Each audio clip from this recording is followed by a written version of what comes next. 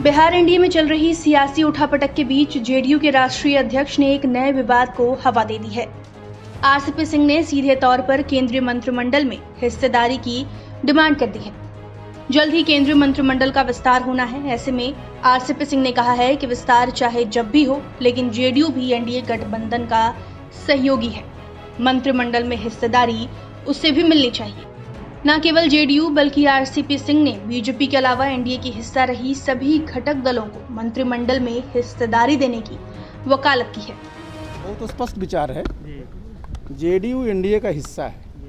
NDA का हिस्सा है तो स्वाभाविक है कि केंद्र में सरकार बनेगी, एनडीए उसमें जेडीयू रहेगी। इसमें क्या कोई कंफ्यूजन है? वो तो आप ही जानते होंगे सब। अरे भाई सुन लीजिए जोड़ा बड़ा अच्छा सवाल आप पूछे। कल भी मैंने बताया था, देखिए हम लोग सहयोगी दल, और सहयोग क्या होता है? सहयोग समझदारी की होती है और सबका अपना अपना मान और सम्मान की बात होती है, अंडरस्टैंडिंग होती है, कोई बार्गेनिंग नहीं होती है, कोई ट्रेड यूनियन है। ये एक हमारा गठबंधन है, उसमें हम लोग की आपसी समझदारी है। सब लोग सबका मान सम्मान करते हैं, ख्याल करते हैं, और यही स्पिरिट के तहत ये पूरा का पूरा हमारा अलायंस काम करता है। इसलिए इसमें यह नहीं होता कि ये सीट वो सीट, ये कुछ नहीं। वहीं जेडीयू के प्रदेश अध्यक्ष उमेश कुशवाहा ने केंद्रीय मंत्रिमंडल में जेडीयू की दावेदारी पर हामी भरी, लेकिन कितने पदों पर पार्टी दावेदारी करने जा रही है, इस सवाल को वो भी टालते नजर आए। इस बार की चर्चा हो रही है, जेडीयू की तरफ से दावेदारी हो रही है इस बार। निश्चित रूप से जो हमारा जो एनडीए है, एनडीए के हम अंग हैं, तो निश्चित रूप से हम लोग का भागीदारी होनी चाहिए। अब जेडीयू की इस मांग पर बिहार की मुख्य विपक्षी पार्टी आरजेडी और कांग्रेस ने निशाना साधते हुए पार्टी को सत्ता लोभी करार दिया। कांग्रेस नेता प्रेमचंद्र मिश्रा ने जेडीयू के बदलते स्टैंड पर टिप्पणी करते हुए कहा कि एक समय जेडीयू ने खुद ही मंत्री पद को ठुकराया और आज खुद ही मंत्रिमंडल पर दावा ठोक रही है। जेडीयू का आंतरिक मामला है कि उन्होंने अपने स्टैंड में ऐसा क्यों बदलाव लाया, लेकिन जेडीयू मूलतः एक ऐसी पार्टी है जो येन केन प्रकार सत्ता में ही रहना चाहती है। मंत्री पद चाहिए, मुख्यमंत्री पद चाहिए। आप देख लीजिए बिहार में जो सबसे बड़ी पार्टी है वो विपक्ष में है, उसके बाद वाली पार्टी है जो सहयोगी दल है, और जो तीसरे नंबर की पार्टी है जेडीयू, मुख्यमंत्री बना बैठा है। तो अब लगता होगा कि दिल्ली में भी कुछ खाने पीने का जुगाड़ हो जाए। तो मैं समझता हूं कि यह नीतीश जी को ही स्थिति स्पष्ट करनी चाहिए कि आपने खुद ठुकराया था, अब आप कह रहे हैं कि नहीं हमें भी मंत्रिमंडल में हिस्सेदारी दीजिए।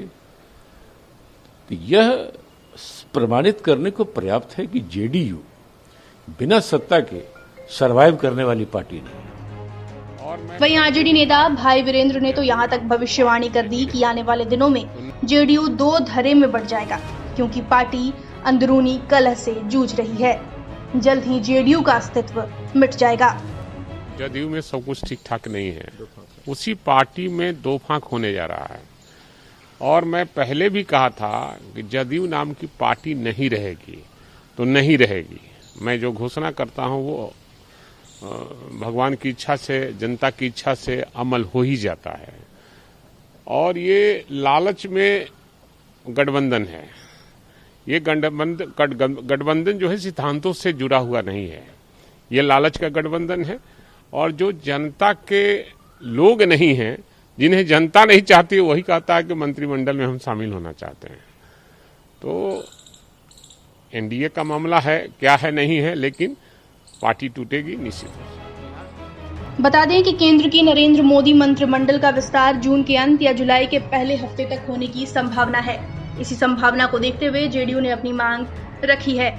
लेकिन साल 2019 में जब 303 सीट जीतकर बीजेपी सत्ता में आई और अन्य दलों के साथ मिलकर केंद्र में एनडीए की सरकार बनी, तब केंद्रीय मंत्रिमंडल में जगह मिलने के बावजूद जेडीयू ने बीजेपी का ऑफर क्यों ठुकरा दिया था? इस सवाल का जवाब जानने के लिए आपको साल 2019 के लोकसभा चुनाव और उनके नतीजों की तरफ ध्यान देना होगा।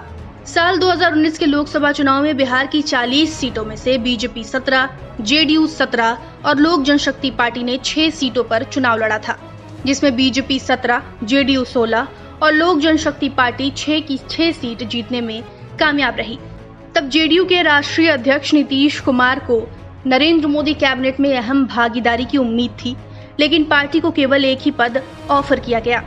पार्टी के केवल एक सदस्य को मंत्री बनाए जाने से नाराज होकर अंतिम समय में ही मुख्यमंत्री नीतीश कुमार ने केंद्रीय मंत्रिमंडल में शामिल होने से इनकार कर दिया था। नीतीश कुमार को कम से कम 3 पदों की उम्मीद थी, लेकिन उम्मीद मुताबिक ऑफर न मिलने की वजह से नीतीश ने ये कहते हुए ऑफर ठुकरा दिया कि जेडीयू को सांकेतिक हिस्सेदारी नहीं चाहिए। लेकिन अब 2 साल बाद पार्टी के राष्ट्रीय से लेकर प्रदेश अध्यक्ष ने मंत्रिमंडल में जगह की दावेदारी ठोकी है। ऐसे में देखना होगा कि जितनी उम्मीद से पार्टी ने ये मांग बीजेपी के समक्ष रखी है, पार्टी जेडीयू की उम्मीदों पर दोबारा पानी फेरने का काम करती है या इस बार उम्मीद मुताबिक 3 सांसदों को केंद्रीय मंत्रिमंडल में जगह दी जाती है।